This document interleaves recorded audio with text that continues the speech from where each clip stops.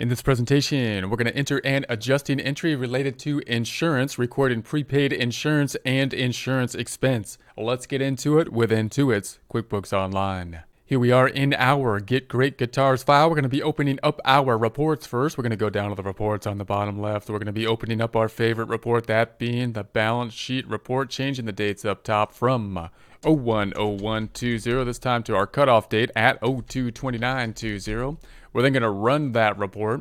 Then we're going to duplicate the tab up top, right-clicking on it to duplicate it. Then we're going to go to the tab to the left again, going down to the reports on the left-hand side. We're going to open up our second favorite report, that being the profit and loss, the P&L, the income statement. We're going to change the dates up top, scrolling up top to do so. Dates being 01/01/20 to 02/29/20, that being the cutoff date. Remember, there's 29 days in the 2020 year up top. Back to the duplicating the tab, and we could do the one other report, that being the trial balance report. That might be a useful one to be looking at as well, since there's both a balance sheet account and profit and loss account affected. Type it in trial balance to find that trusty TB. There it is. We're going to scroll back up top and change the dates again, and those will be 01/01/20 to 02/29/20. Then we're going to run that report. Going to then duplicate the tab, go into the tab up top, right-clicking on it, and to duplicate it. Then we're going to go to all the way to the right to the balance sheet tab, close up that hamburger, scroll up just a bit, back up to the 125. That's where I like to be. I think that's a little far. No, that's right. That's where it is. All right. Then I'm going to go down and consider what our objective is. So we have the insurance. So insurance is going to be an asset. We should have a prepaid insurance account up here somewhere. There it is, prepaid insurance, 11,000 in there. Now first we have to recall, how did that get there and why did it get there? When I pay insurance, like when I pay every other bill, you'll remember, usually we just write a check, or we enter the bill and then write a check, and it would typically just be a debit to expense and then a credit to cash. Why this time did it go not to an expense, which would be on the P&L, but to the balance sheet in its prepaid account? That's because insurance is going to be one of those things that we always pay beforehand, whereas the electric bill, utility bill, and so on, we pay afterwards. Not only that, but we could pay in advance, a few months in advance. And therefore, really, it wouldn't be fair if we put it on as an expense each year, because then when we compare month over month, let's say January to February, whatever month we happen to write the year's worth of insurance in it wouldn't be fair to that month, because it would look like it had a higher expense and the net income would be lower. So that means you have to do the accrual method, which means you put it on the books as an asset, prepaid insurance, and then expense it. Now just note that if you pay insurance monthly, then the timing difference, there might be a little bit timing difference off. You're paying the bill before the month starts instead of paying the bill after the month has ended, as with most expenses. But you may be able to get away with basically, paying it at the point in time that you get the bill in that case. If you're paying an entire year, however, or 6 months or multiple months at one point, then you probably want to spread it out in some way.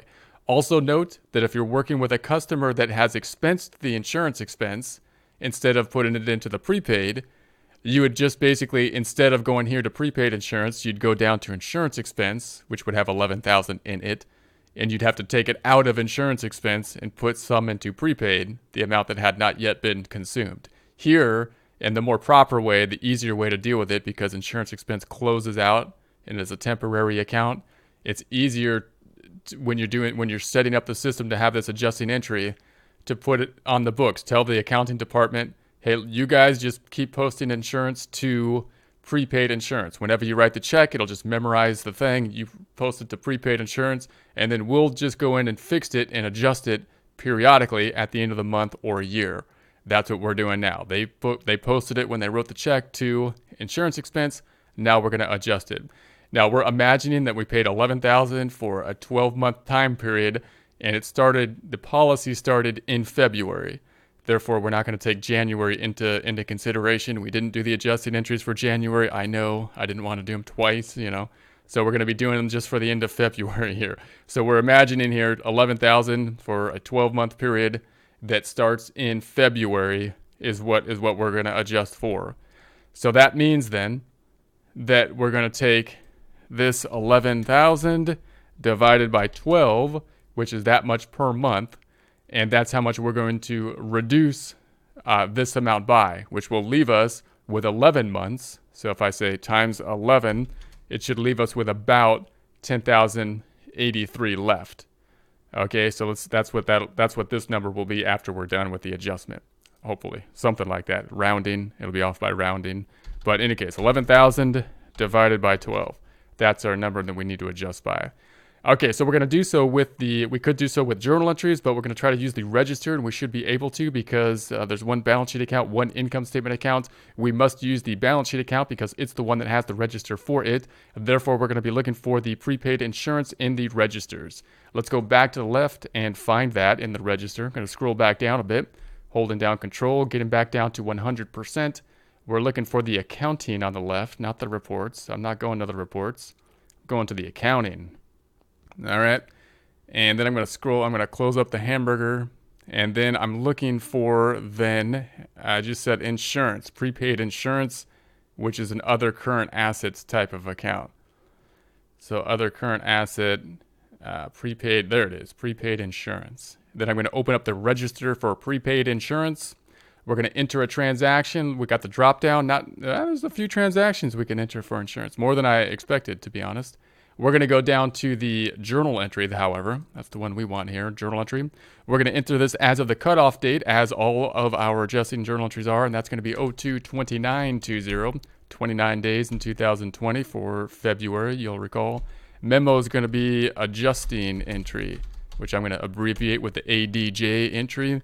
We're going to be reducing this by the amount in our trusty calculator, 916.67 about. So 916.67. And the other side is going to go to insurance expense, which we could find in the drop down or simply type in insurance expense. So we want to pick up the expense here. So there it is, the expense type. That's the one we want. Let's go ahead and save that.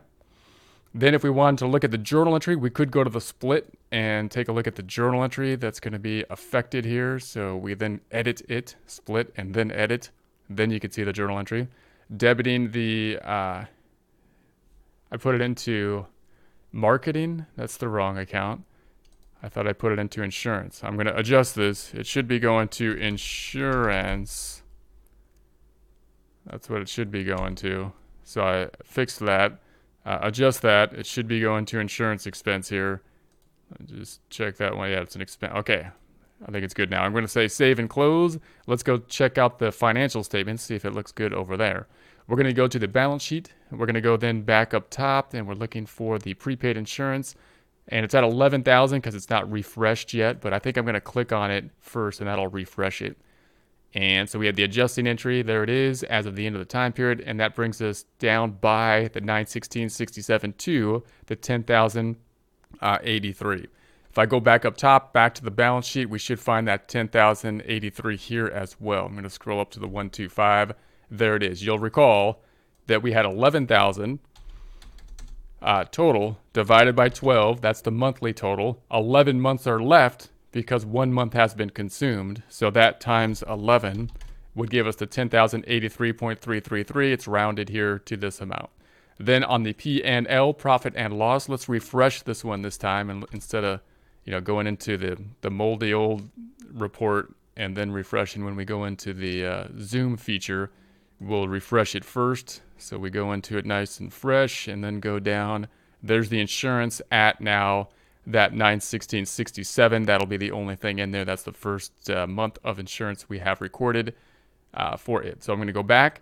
Of course, you can find those two things much more easily on the trial balance. And also note, a lot of these adjusting entries may actually result in an increase to the expenses. So as we've seen, a couple of the adjusting entries we did were kind of logistic types of things that only affected the balance sheet, like when we adjusted something out of a negative liability and whatnot, or when we adjusted short-term and long-term portions of the loans to some degree.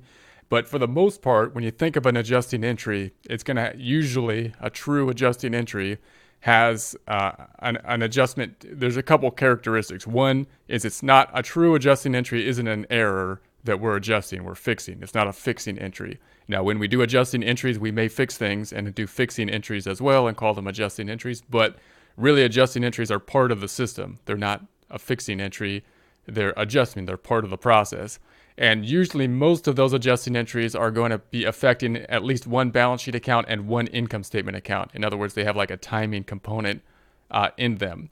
And so therefore, there's going to be differences in the profit and loss or income statement, which results in the net income. And unfortunately, well, it depends what someone wants to see, whether they want net income to be high for their purposes or whether they want it to be low for like tax purposes. But unfortunately, oftentimes it'll increase the expenses, as you can see here. Oftentimes, most adjusting entries will increase in expense and then have another effect on the balance sheet somewhere. So that means that net income oftentimes will end up going down due to the adjusting entries. Now, some adjusting entries will increase the net income, but most of them have to do with expenses, timing of expenses, and therefore oftentimes it'll result in net income going down. So in other words, if your client or you are looking at net income and saying this is going great, and then you go to the accountant and or at the end of the month to the adjusting entry department, you got to be aware that it could quite possibly be that the net income is going to be a little bit lower after the adjusting entry process. Now, it could be higher. There could be some things that increase it, but typically, oftentimes it goes down. And then if you look at the trial balance, of course, this is going to be a report where we can see both sides on one report, both the prepaid insurance and the insurance expense, and drill down on those in there.